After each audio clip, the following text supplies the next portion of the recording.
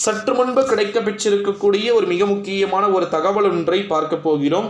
தேர்தலுக்கு பிறகு அதிமுகவில் நடக்கப் போகின்ற பெருமளவு பெயரளவு மாற்றங்களை பற்றித்தான் இந்த காணொளியில நம்ம தெள்ளத் தெளிவாக பார்க்க போகிறோம் நண்பர்களே.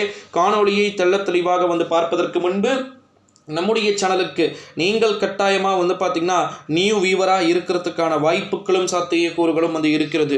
நியூ வியூவராக இருந்தீங்க அப்படின்னா மறக்காமல் நம்முடைய சேனலை சப்ஸ்கிரைப் பண்ணிக்குமாறு கேட்டுக்கொள்ளப்படுகிறது.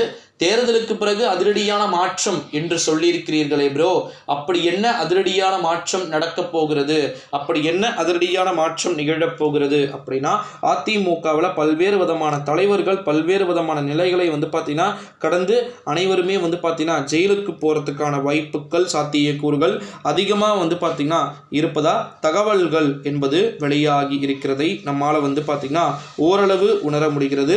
இந்த ஒரு சூழ்நிலையில தான் நம்முடைய தமிழ்நாட்டை பொறுத்த வரைக்கும் வரப்போற 2024 எலெக்ஷனுக்கு அப்புறமா நிச்சயமா அதிமுகவில் பெரிய அளவு பெயரளவு மாற்றங்கள் பார்த்தீங்கன்னா இருக்கக்கூடும் அப்படின்னு சொல்லிட்டு நம்ம அனைவருமே அறிந்தது தான். ஆனால் அதிமுகவில் நம்ம நினைக்கிறத விடவே பார்த்தீங்கன்னா ரொம்ப ரொம்ப ஓவரா மாற்றங்கள் நடந்து விட வாய்ப்பு சாத்தியக்கூறுகள் நிறைய இருக்குது அப்படின்னு சொல்லிட்டு ஒருபுறம் சொல்லப்பட்டு கொண்டிருக்கக்கூடிய ஒரு சூழ்நிலையிலே நண்பர்களே, நிறைய விதமான சேஞ்சஸ் அப்ப ஏற்படுமா ப்ரோ அப்படின்னு கேட்டீங்கன்னா ஏற்படுவதற்கான வாய்ப்புகளும் சாத்தியக்கூறுகளும் நிறையவே இருக்கிறது அப்படின்னு சொல்லலாம். குறிப்பா தேர்தலை பொறுத்த வரைக்கும் ஓகேங்களா, நம்ம தமிழ்நாட்டில் நிறைய விதமான இன்சிடென்ட் நடந்திருக்கு. அதிமுகவில் பெருசா அதிமுக எப்படி சொல்றது இம்பாக்ட் ஆகல.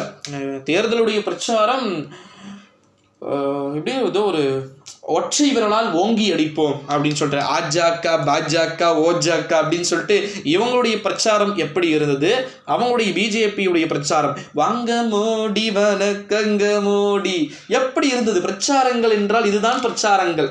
ஆனா நம்முடைய அதாவது ஏடிஎம்கே கோட்டை விட்டு விட்டது என்று நான் கூறுகிறேன் சிம்பாலிக்கா. ஏடிஎம்கே பல இடங்கள்ல கோட்டை விட்டு விட்டார்கள். வேண்டுமென்றே பல இடங்கள்ல பார்த்தீங்கன்னா தங்களுடைய இடங்களை கேட்டு பெற முடியாமல் கோட்டை விட வேண்டிய ஒரு சூழலுக்கு தள்ளப்பட்டு விட்டார்கள் அப்படின்னே நம்மளால சூசகமாக சொல்லிவிடலாம் நண்பர்களே.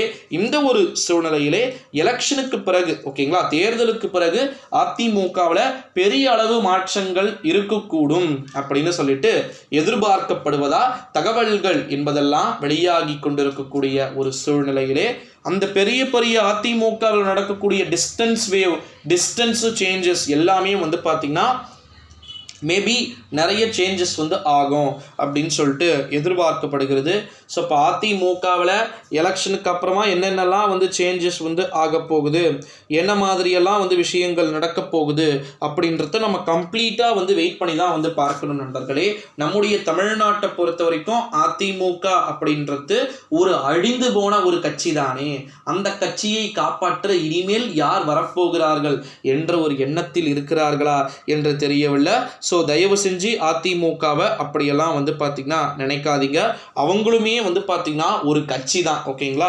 ஒரு காலத்தில் ரொம்ப ரொம்ப மிகப்பெரிய ஒரு பலம் வாய்ந்த நிலையில இருந்த ஒரு கட்சி என்பது